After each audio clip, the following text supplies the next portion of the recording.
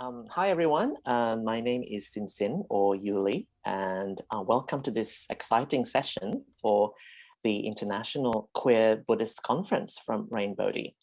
And the session today is going to be about our new resource, which is a guide to LGBTQIA+ inclusion for Buddhists. It's called Welcoming the Rainbow. So Rainbow is a spiritual friendship group for LGBTQIA+ Buddhists and an advocate for more inclusion and diversity in the broader Buddhist community. Rainbow offers meditation, Dharma discussion, and social events as well in a safe, supportive environment. And Rainbow welcomes everyone, regardless of gender, race, sexuality. And we are also a non-sectarian Buddhist group, welcoming people from all faiths and backgrounds. And all of our events are free. Okay, so about the session, Welcoming the Rainbow. I believe the primary goal of this booklet is to promote awareness of diversity for Buddhists in temples, organizations, and retreat centers. So we'll find out more about this booklet from the very people who have been so instrumental in the creation of this fantastic booklet. So today I'm joined by these special guest speakers. We have Bhante Akaliko. Bhante is a founder of Rainbow and a resident monastic of Lokanta Vihara, the monastery at the end of the world in Sydney, Australia. We have Venerable Vimalanyani, and Venerable Vimalanyani is a German bhikkhuni who's also an artist who created these gorgeous illustrations in the booklet. We have Letty. Letty is a queer Zen Theravadan Buddhist, a social worker and a researcher. And finally, we have Kyle Neo, and he is a freelance designer and a Dharma practitioner and holds a diploma in Buddhist studies and Buddhist psychology. And this is the bit that I like the best. He says his daily source of vitamin C is compassion. All right, so I guess I'd like to ask Bhante Akaliko, as the founder of Rainbow, to talk a little bit more about this booklet.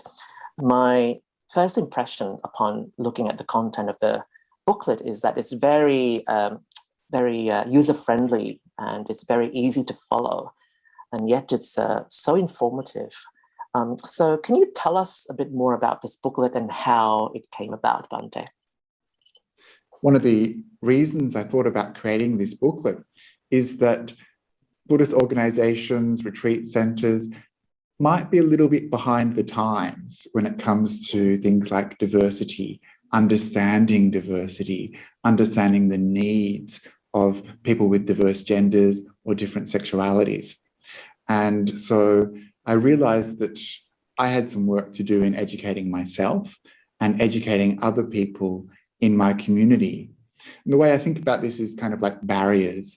There's barriers that exclude people who are LGBTQIA+ from full participation in our communities. Sometimes those barriers are really hard to see. Sometimes they're administrative, sometimes they're physical, sometimes they're about the language that we use or just attitudes that we have. And so my goal in writing this booklet and making it freely available to Buddhist organizations around the world was to try to educate, inform, and let people understand how they can be more compassionate, how can they offer more inclusion to the LGBTQIA+ Buddhist community. And my hope is that it has real effects, that people who read the booklet will have a resource that they can rely upon to make sure that their centers and themselves are more open, more inclusive, and more aware. So that's the basic reason behind the booklet. Okay, so Venerable Vimalanyani, I must make a confession here. I had seen your illustrations long before they were all included in the booklet, actually, and I have taken the liberty of sharing some of those beautiful drawings with my friends in the Buddhist circle without asking for your permission. I'm sorry. But they are just such vibrant colors and quirky characters. And to me, they ooze a sense of warmth and playfulness, and yet they convey complex emotions. And I think I read it somewhere, the drawings try to also convey the idea of grappling with important issues such as gender discrimination in religion and so on. So my question for you is, Venerable, how did you approach the illustrations for the booklet, and what inspired you to come up with those illustrations? Thank you, Sin for this introduction. And to start with, I just wanted to say how privileged I feel to be part of the project, and how happy I was to be invited to contribute some illustrations, because this is really a topic that is very, very close to my heart. And so how did I approach the illustrations? So this was actually a community effort. I wasn't the only one thinking about it, but we were thinking that LGBTQIA plus issues and also the question of discrimination, that's a very serious topic, a very heavy topic. And it's also a topic that is very, very challenging for many people. So it would be somewhat difficult for many people to just pick up a booklet or a book about that. So we wanted to have a counterbalance to the heavy topic in the illustration. So we wanted drawings that are really fun, that are colorful, that are cute, so that there is no visual barrier to picking up the booklet, so that it's kind of attractive and makes it easy for people to have a look at the content also. And one other thing that was very important is that we really wanted to represent diversity in the booklet. So one thing obviously is gender diversity. And I think in that way, my drawings are actually quite suitable in some ways, because I've always drawn characters that don't have a gender. My characters are always genderless. And so in that sense, it was kind of very easy to include them in the booklet. I didn't have to adapt much. And other forms of diversity that were very important to us was like different skin tones, a wide age range of the characters, different body shapes. And also we wanted to include both monastic and lay people in the booklet, because discrimination isn't something that we can only find in monastic circles or only in lay groups. That is really something that we can easily encounter in all forms of Buddhism. So I've created 9 unique characters for the booklet. And I think the beautiful thing about that was also that there is really an evolution that we see in the booklet. So in the beginnings, there are lots of barriers. The characters undergo very unpleasant situations. And one other thing that I also wanted to show is that they have the emotions that they go through. There's a lot of hurt and a lot of suffering that they feel as a result of what they encounter in Buddhist spheres or Buddhist circles. But then people learn, and there is a willingness to engage with the topic. And in the end, they all come together and they form an inclusive group. So I felt like that was also very beautiful to see. And yeah, I just wanted to say again that I'm really very passionate about this topic. And discrimination based on gender, based on sex, based on sexual orientation is something that is a huge problem in society and also in Buddhism. And I think if we want to make Buddhism flourish in the future, then this is really something that we should address. And I'm very passionate about it, and I'm really happy that I had the chance to make a small contribution to this booklet. So hopefully we can continue the dialogue in that regard. So thank you so much for including me. Thank you, Aya. That's been really inspiring to hear all this from both Bhante, Akaliko, and Aya Vimalanyani.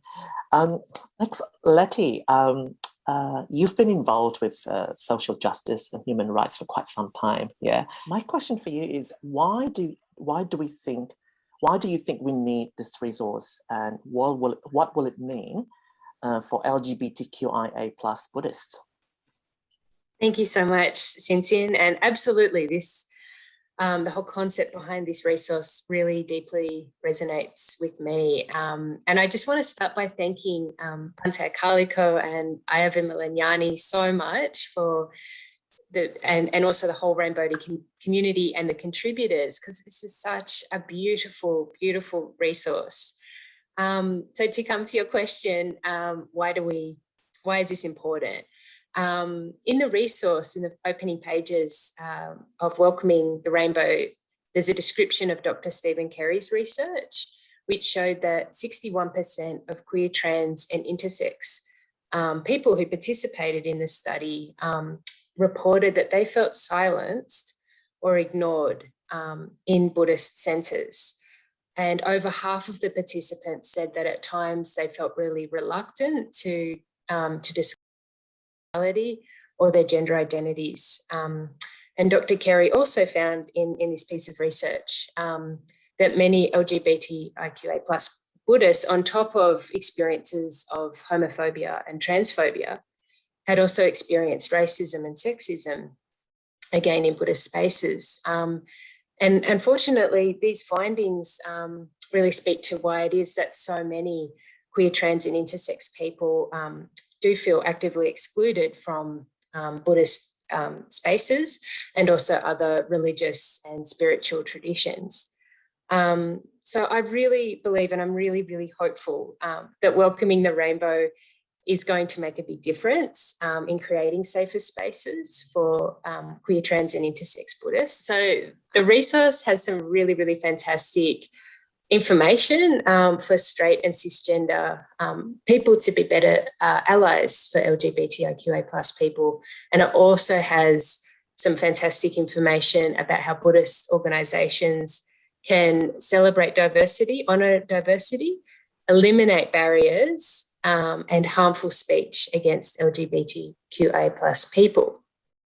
So what will it mean for us as Buddhists? And there's a gorgeous quote by Bhante Akaliko in the resource, and I'll just share it with you. So Bhante says, everyone, regardless of gender or sexuality, deserves to live their life free from the fear of rejection and be proud of who they are. And I so agree with that statement. And I think that really sums up what this resource brings and does for us. This resource says to LGBTQIA+ people that all parts of you are welcome, that you belong and that you are loved. And that's a message that we can't hear enough. I really believe that it's only when you feel safe and respected and welcomed that you can truly let go in meditation practice. And, you know, if you think about, if you have a part of yourself that has to remain vigilant and is wondering, am I safe here? Am I welcome here? Then you're not really able to meditate very deeply. It's very hard to take in the teachings. And so I think this is such a beautiful guide that I think will help create the changes that we need to create that safety. And I just want to, thank everybody involved. I love Welcoming the Rainbow so much. The Dharma really radiates off the page, radiates through Ivan Vimalanyani's gorgeous drawings and Bhante Akaliko's beautiful writing. And it's such a phenomenal celebration of lesbian, gay, bisexual, transgender, intersex, queer and asexual Buddhists. I just love it. So thank you. It's such a gift.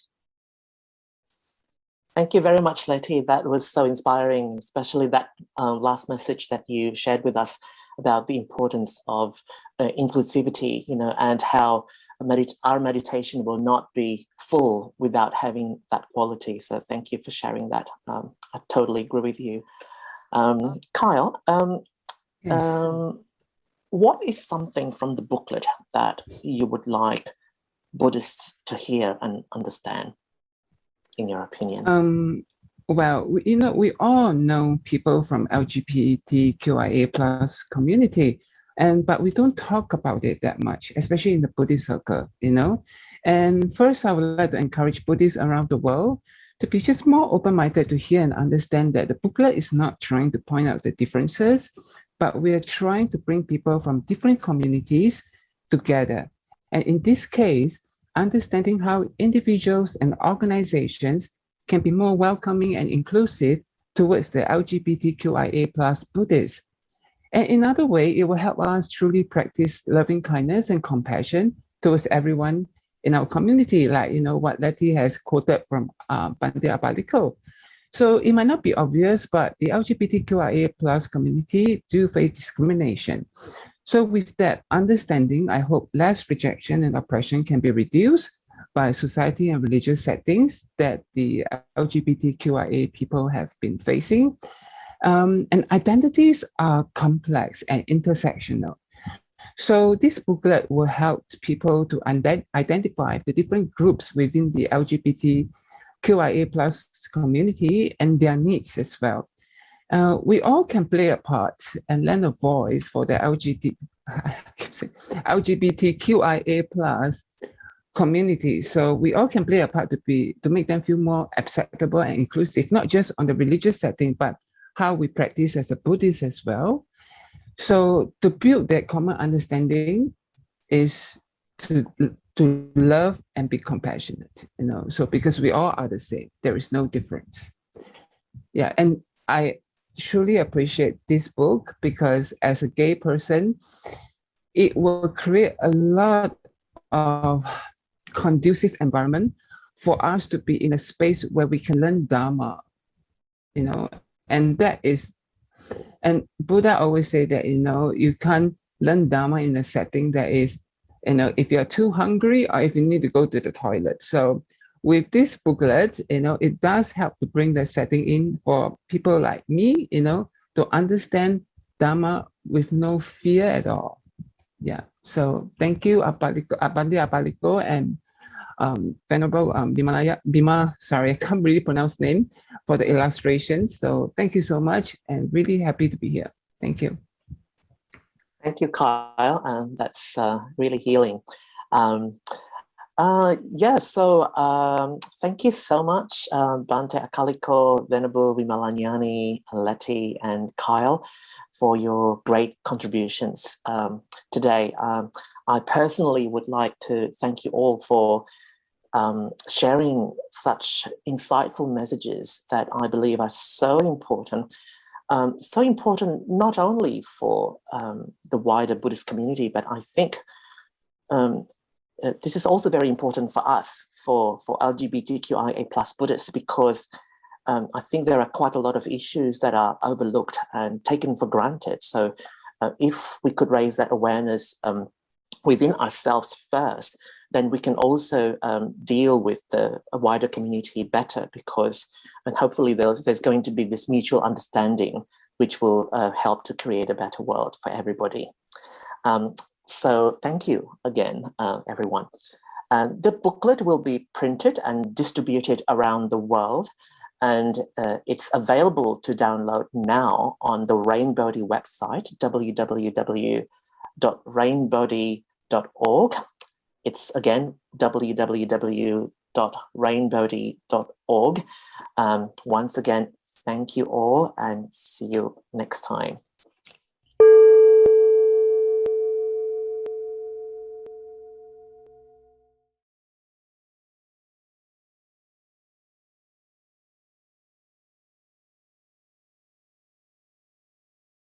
Chenrezig, Tonglen, and compassionate social justice. So I'm really glad they could be here. Kody, I look forward to hearing your talk. Wonderful, thank you, Bhante. So I'm just going to share my screen. So the talk that I'm going to give today is based off of a paper that I wrote in my first year of PhD, and it's part of a larger project that I'm working on bridging queer theory with Buddhist hermeneutics as well. So it's titled Queering Engaged Buddhism, Chenrezig, Tonglen, and Compassionate Social Justice.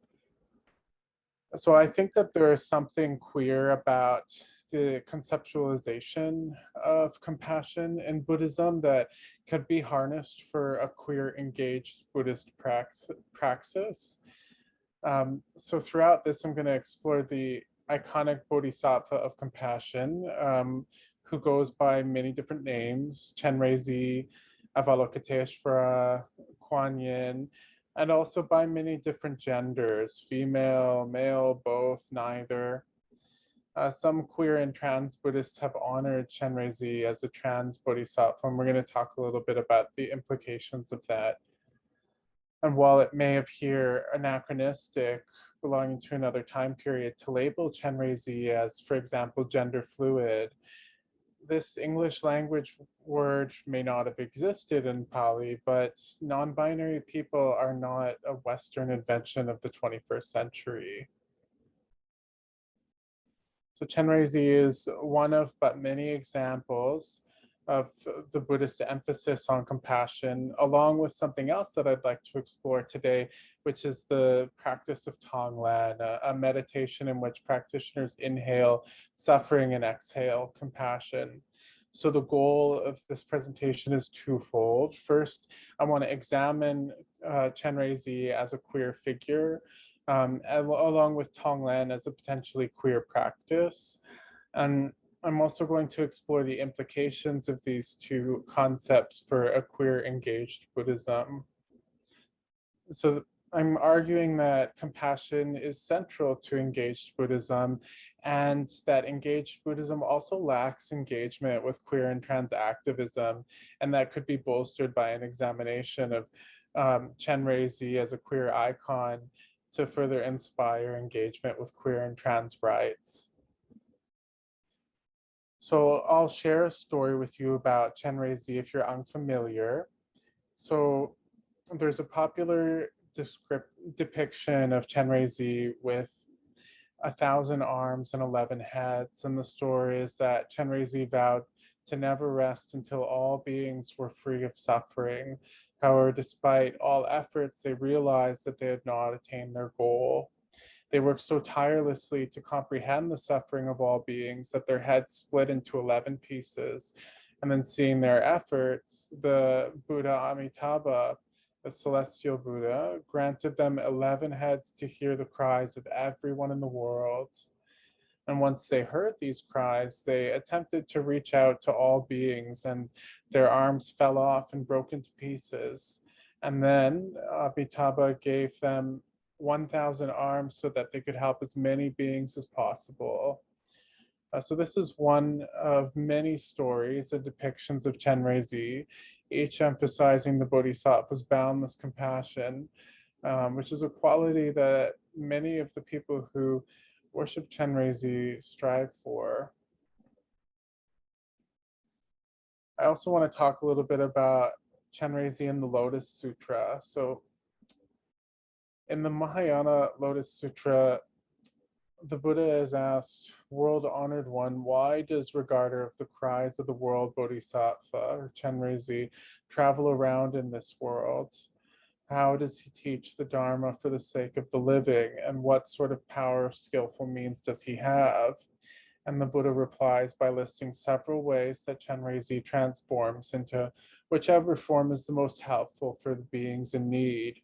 And in his reply, the Buddha states, "For those who need someone in the body of a boy or a girl in order to be saved, he appears as a boy or a girl and teaches the Dharma for them."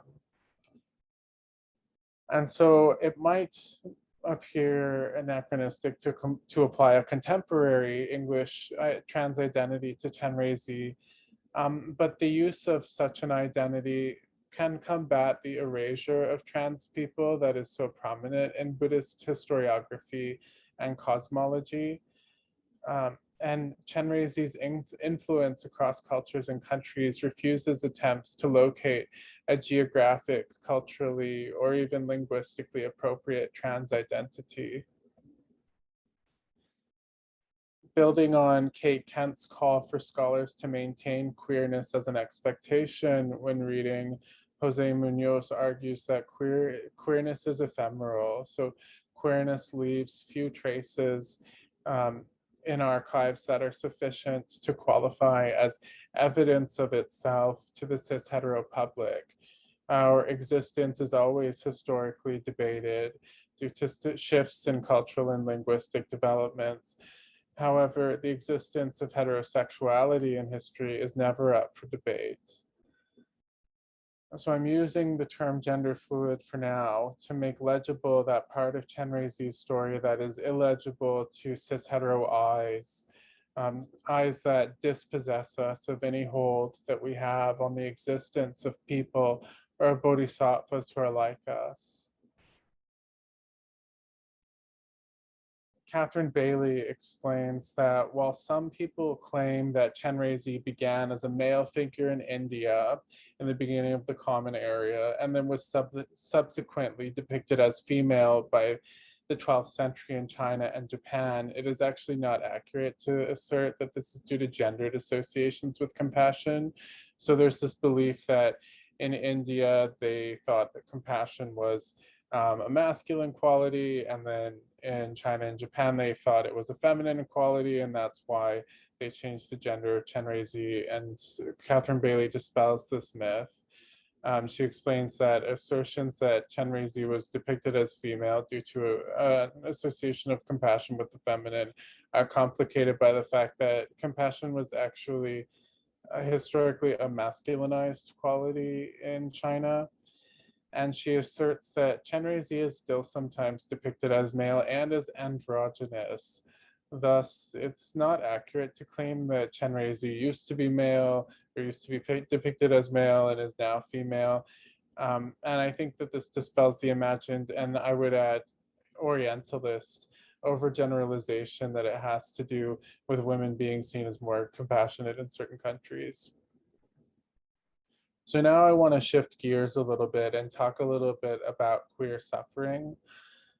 So the magnitude of queer suffering is so great that in queer theory, there's a theory called queer necropolitics. And I'm not going to go too far into that right now, but it's a theory describing the power to distribute death amongst multiply marginalized queers while at higher rates, while assimilating other more privileged queers into cis hetero society. And the reason why I'm bringing that up is because the suffering of queers is so great in contemporary times that such a theory about which queers are more likely to die exists. We also see theoretical understandings of queer trauma. So Anne Cvetkovic conceptualizes queer trauma as ubiquitous, as ever-present, and as everywhere. She argues that living in these times is really traumatizing for queer people, and talks about queer trauma kind of outside of the pathologization of post-traumatic stress disorder, and trying to highlight the often daily experiences of trauma that queer people face. And she talks about queer trauma cultures, which are communities of caring and activist resilience that come out of living in times like these. I join Heather Love in arguing that we really need to study a study of queer affect that embraces difficult and hard feelings. But I would argue that we also need to extend this investigation into queer suffering and look at the under-researched theme of queer compassion as well. So just as the Buddha renounced worldly life for a spiritual path after witnessing the suffering of old age, sickness, and death, having been so heavily exposed to suffering, queers have historically engaged in compassionate activism, such as the activism, for example, of the height of the AIDS pandemic, which is ongoing. Queer suffering in necropolitical times does not only feel painful, it's also led to the arousal of queer bodhicitta, the compassionate awakening of a heart-mind aspiration to alleviate the suffering of all beings, which is also the foundation of Tonglen practice. So Tonglen, also known as sending and taking or exchanging self for others, is a practice that I would argue is both queer in its counterintuitive instruction and has implications for queer engaged Buddhism. So during Tonglen, the meditator breathes in a dark smoke that is the suffering of themselves, someone else, or all beings, and breathes out a bright light that represents compassion and the wish that other beings can be free of that suffering. Lama Palden Drolma developed a more digestible version, which she calls love on every breath, where instead of absorbing the suffering into oneself, because a lot of people have difficulty with that, a practitioner imagines themselves as Chenrezig and then begins to do Tonglen as the Bodhisattva, as the trans Bodhisattva of compassion. So Tonglen's queer instruction is counter to the more common New Age meditations that ask practitioners to like inhale positivity and exhale negativity. In the 11th verse of the 37 Practices of a Bodhisattva by Tokme Zangpo, he states, all suffering without exception arises from the desire for one's own happiness. Perfect Buddhas are born from benefiting others. Therefore, to perfectly exchange one's own happiness for the suffering of others is the practice of a Bodhisattva.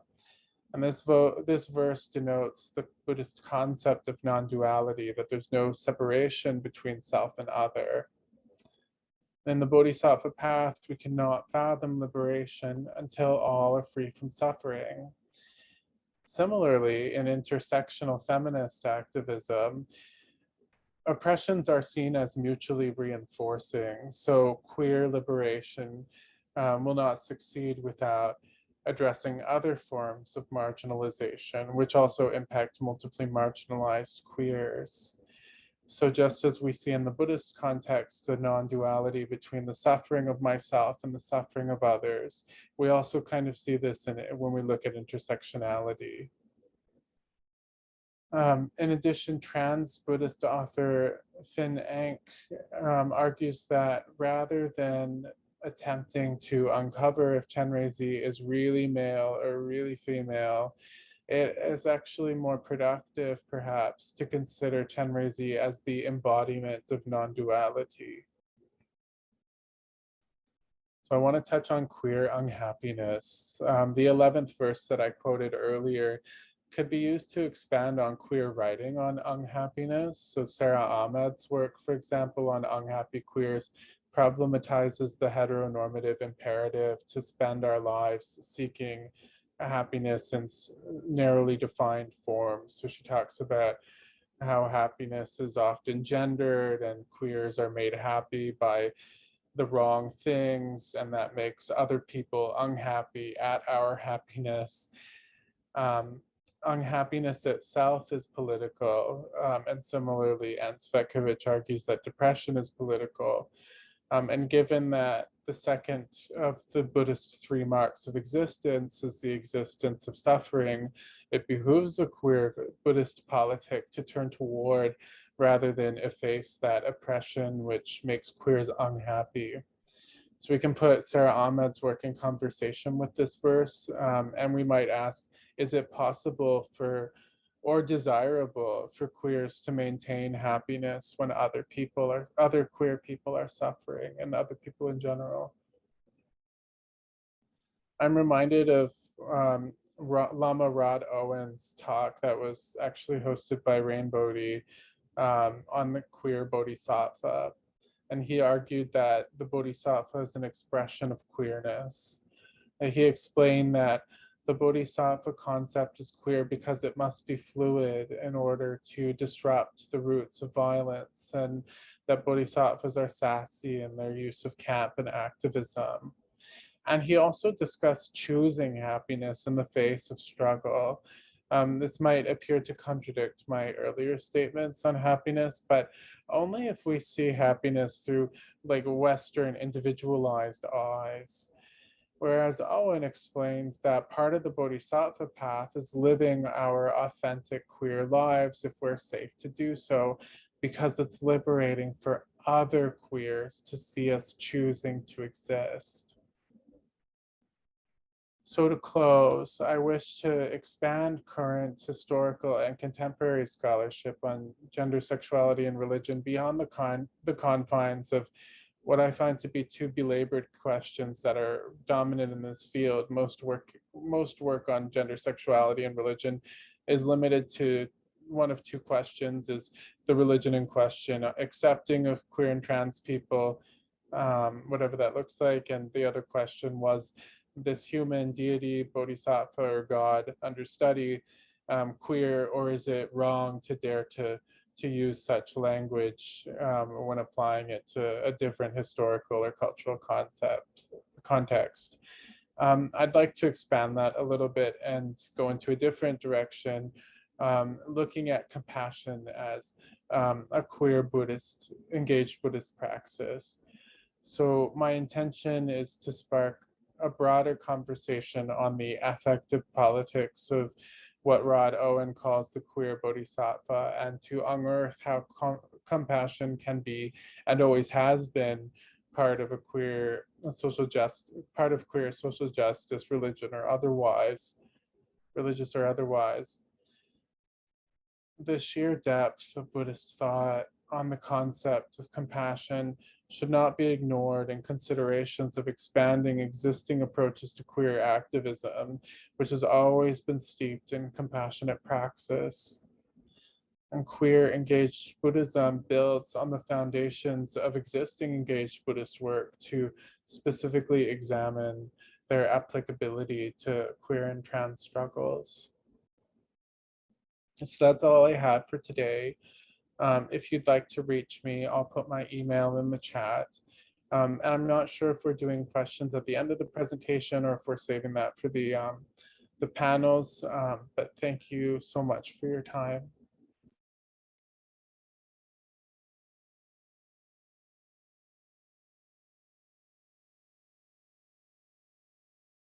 And this is Dr. Stephen Kerry, who's a researcher and academic from Charles Darwin University. Today they'll be talking about their research on Australian LGBTQIA Buddhists. So it's good to see you, Dr. Kerry. Look forward to your talk. Hello, thank you very much. And like most people, I'm going to do some sharing. So thank you for what a wonderful program it's been. It's getting late here, well past my bedtime, but it's still great to be here.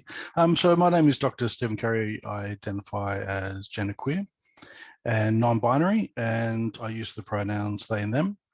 I practice Zen Buddhism in the tradition of the Diamond Sangha, and I underwent my Jukai ceremony in 2009. And it seems like a few people here today. I am also a science fiction fan, huge nerd. I'm also a lecturer in sociology at Charles Darwin University, which is in Darwin, the northernmost capital city in Australia. Although I lived in Darwin for 9 years, I now live in Melbourne. Thus, I would like to acknowledge that this research has been conducted on the traditional lands of the Larrakia people and the Wiradjuri people of the Kulin Nation, and I pay my respects to elders past, present, and emerging. Because of the limitations of time, I just want to jump straight into my aspects of the research that I'm doing. So last year, I conducted an online survey, and this was a pilot study looking at queer Australian Buddhists. 111 people responded to the survey and 82 made it through to analysis. This year, I am conducting in-depth interviews, but unfortunately, because of COVID-19, these have to be over the phone, but I'm hoping that next year things will change. We have now just come out of lockdown here in Melbourne, so hopefully I'll get to meet some human beings soon. Thus far, I have interviewed 20 people. However, this presentation will mostly focus on the results from the survey. So let's start with a broad overview. And you had a spoiler earlier on in this, this session, but that's okay. It's always good to repeat oneself. So of the 82 online survey participants, more than half did say that they were reluctant to reveal their queer identities to their Buddhist communities. More than half have witnessed sexism, if not experienced by themselves, within their Buddhist communities. And 1/3 have witnessed, if not experienced themselves, homophobia within their queer Buddhist community, within their Buddhist communities. Finally, 16% of the online survey participants have been told by members of their Buddhist communities that their queer identity is not in keeping with the Buddhist teachings. So let's have a look more closely at the results. And I know that people love to look at statistics. So I'm going to start off with some of the statistics of some of the demographics with these participants. The majority of participants identified themselves as cisgender. 46% are men, 43% are women, and 11% use terms such as trans, non-binary, or genderqueer. The majority of participants either identified as gay or lesbian. There were a significant number of people who identified as bisexual, pansexual, polyamorous. There were fewer participants who identified as straight, queer, or asexual. The age range of participants is skewed to the over 35s. Only 16% of participants were younger than 35. The ethnicity of participants was also skewed, and participants predominantly were Caucasian or of European descent. 55% were born in Australia, and 73% speak only English at home.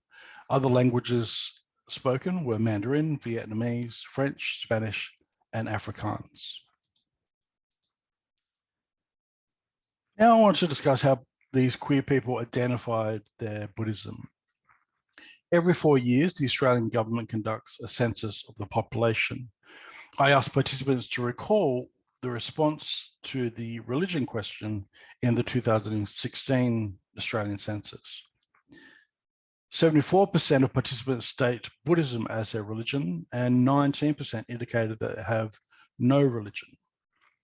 Half of those who stated no religion would now say that they are Buddhist in the census. Some participants also clarify this notion of a Buddhist identity. A gay man says, "I don't see Buddhism as a religion." And a straight woman notes, "I'm a Buddhist as a moral choice, but not a religious choice." So there was a lot of discussion about this separation of Buddhism as a religion. Almost half the participants, 46%, follow the Theravada tradition, but there were significant numbers who were following several other traditions as well. You will notice here that the figures don't add up to 100%. And this is because participants were invited to tick as many boxes as they liked, and many did. So people were following multiple traditions. I asked participants what drew them to Buddhism. Responses include a range of reasons, largely to do with spirituality, compassion, love, and a desire to improve oneself.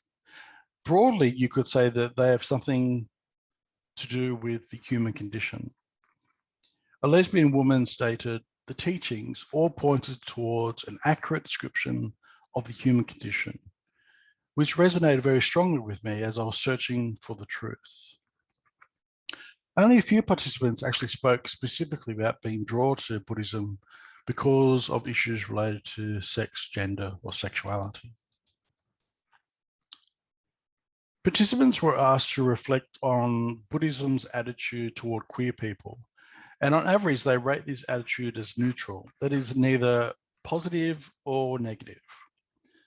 Participants were also asked to describe the relationship between being a queer person and being a Buddhist.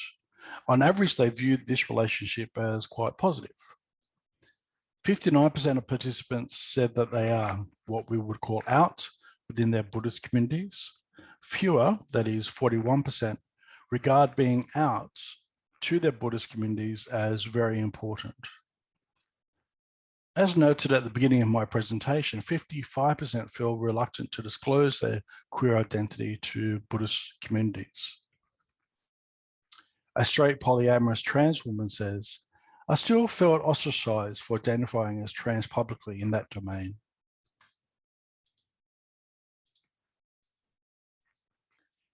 60% of participants feel that queer issues and people are silenced or ignored within their Buddhist communities. Several participants add comments regarding the failure to acknowledge sex, gender, and sexuality issues, such as sex, gender segregation at Buddhist retreats. A gay polyamorous man noted, they only had 2 separate shared bedrooms, male versus female, which to me was rather limiting.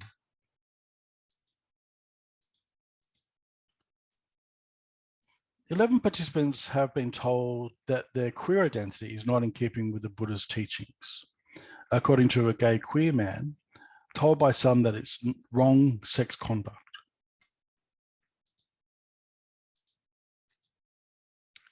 They have been told this by monastics, Buddhist texts, Buddhist teachers, family members, and lay members of the Sangha. A pansexual woman, trans woman, says, monasteries are male institution, a typical structure that permits homophobia and transphobia. The judgments and phobias do not disappear because of ordination. They only do so because he or she sees the need to change." When asked if participants had witnessed discrimination within their Buddhist communities, 54% state sexism, 56% say homophobia, and 26 each say misgendering or racism. A lesbian woman says, in the early 90s, I was not allowed to join a Tibetan Sangha because of my sexuality. I want to briefly speak of the interviews which I'm currently conducting. But I want to emphasize that I haven't really begun analyzing the interviews yet. This is just some casual observations that I've made over the last 6 months. As found in the online survey, queers come to Buddhism for reasons that rarely have anything to do with one's queer identity. Interviewees emphasize that the motivation was exploring one's humanity, more so than one's gender or sexuality. Most interviewees said that they are out in some manner to their Sangha and have never experienced any overt prejudice or discrimination. There are, however, 2 exceptions to this overall positive experience. The first are those who are members of sex or gender segregated Buddhist traditions, and those who had undergone or were in the process of undergoing some formalized ritual, such as ordination, within their respective Buddhist traditions. In either of these 2 cases, interviewees didn't necessarily see them as barriers, as much as they saw them as opportunities to open a dialogue, both with the Sangha itself, but also a dialogue with themselves.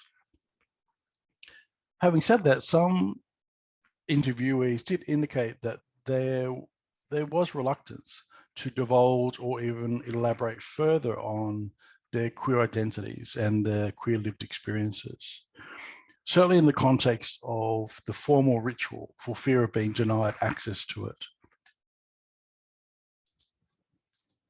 Okay, so there are some conclusions that I can make so far. So queer Buddhists do not necessarily suggest that they were attracted to Buddhism because of issues of sex, gender, or sexuality. Like many who come to Buddhism, it's about exploring the human condition. Some do note that there is a neutrality towards sex, gender, and sexuality, which they like. Yet at the same time, more than half are reluctant to reveal their queer identities to their Buddhist communities. More than half have witnessed sexism, a third have witnessed homophobia, and 16% have been told that their identity isn't not in keeping with the Buddhist traditions, teachings. While my observations are preliminary, some interviewees indicate a reluctance to be 100% open about being queer because they fear that it might limit access to formal rituals like ordination. So I have noticed that a few participants are currently in the session today. So hi and thank you. But if you haven't already put your name down and you're an Australian citizen or permanent resident and would like to be a participant in my study, or you know someone who will, please feel free to get in contact. Interviews will continue on into 2022 until I see otherwise, I guess. And that's me done. Thank you. Thank you so much, Dr. Kerry. And I want to acknowledge the hard work that you've done in this area and how important it is to have this information that your research has provided. And it makes me think, in wrapping up this session, about the Rainbow Warrior. Just our weapon is not a sword, it's a shield, and that shield really is knowledge and compassion and kindness to other living beings. And that seems to be the way that us Buddhist Rainbow Warriors are fighting. And the kind of research that you're doing, giving that information, is a real empowering force that allows our community to take ownership of these issues and to work out some solutions based on this information, which is really powerful. So thank you. And thank you, in fact, to all of the people who participated in this Proud to be a Buddhist Rainbow Warrior session. So thank you to the team from Rainbody and to Kody, who talked about engaged Buddhism, and to Tobias, who told us about flamenco and the dukkha of marginalized people, and also to Dr. Stephen Kerry for their research on Australian queer Buddhists. So most of the panelists we've heard from will be joining the panel discussion in a little while to talk further about these issues. So if you have any questions, it would be good to come back for that panel and to hear what they have to say. And it's a longer discussion of about 45 minutes. And in a few moments, I'll hand back over to our host, Dr. Jumper. And I'd just like to thank once again all of the hard work that has been done by the team behind this conference. It's a thankless job, and it's full of arduous pain and suffering, and no one wants to organize a conference.